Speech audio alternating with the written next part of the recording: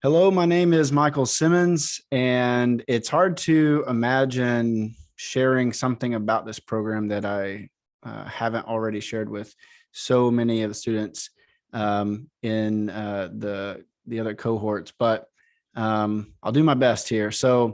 I'm here in Newberg, Oregon, just south of Portland, and this has been my home for the last 7 years, and I think it will continue to be home. Um, so here's my parting words of wisdoms. I would say let this program facilitate you. Stepping into a doctoral program can feel a little bit like, okay, I've got to do so much. There's so much for me to do. But let this program facilitate you. In other words, let it draw out of you what is inside of you. Let it really be a guide, an instructor itself. Let the process unfold you, particularly with the project portfolio. The intentionality around inviting stakeholders and experts. You're not alone. You're not having to figure this out by yourself. This is not a 3-year wilderness initiation. In some ways it is, but you have guides, you have support along the way. So let this process facilitate you. I say to my kids, and I say this to my partner so many times, but be yourself because you have a good self. Trust that the Imago Dei is alive and well inside of you and around you, and you have a good self. So trust yourself. Trust what is being birthed in your life. And it can be easy to gaslight yourself and to assume that perhaps the work you're doing has already been done or is unnecessary. But just trust that the life within you will move you forward. This is certainly my story with the project portfolio. I worked for about a year and a half on this idea of initiation and rites of passage, and was developing a weekend. Saw a need in our community for that, and it became very clear that that was not where the energy was for me, and that was not where my stakeholders were guiding me.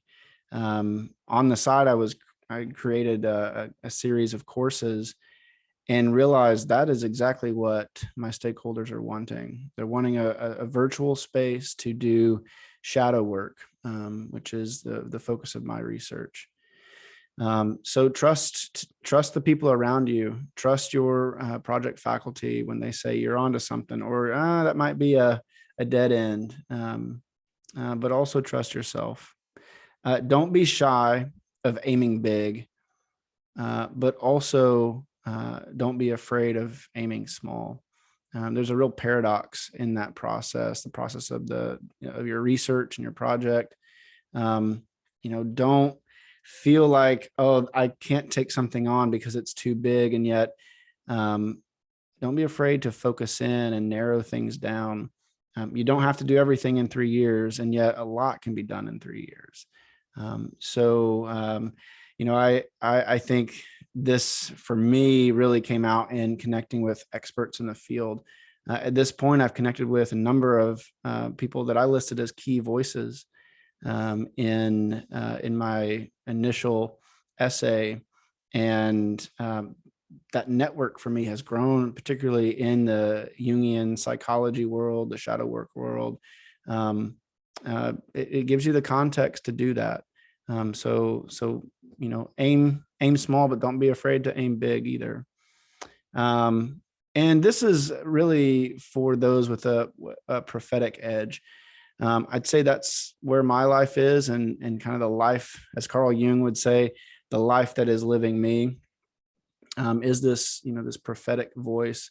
And for those of you who are in this program who find yourself in ministry context, leadership context, where your voice is constantly kind of asking the questions that no one else is asking, or pushing the community into uncomfortable spaces and conversations and even conflict. allow this program to be a place where you experiment with that. It really can be that. And so try on your voice in a way maybe you haven't been able to. It's a safe yet challenging space.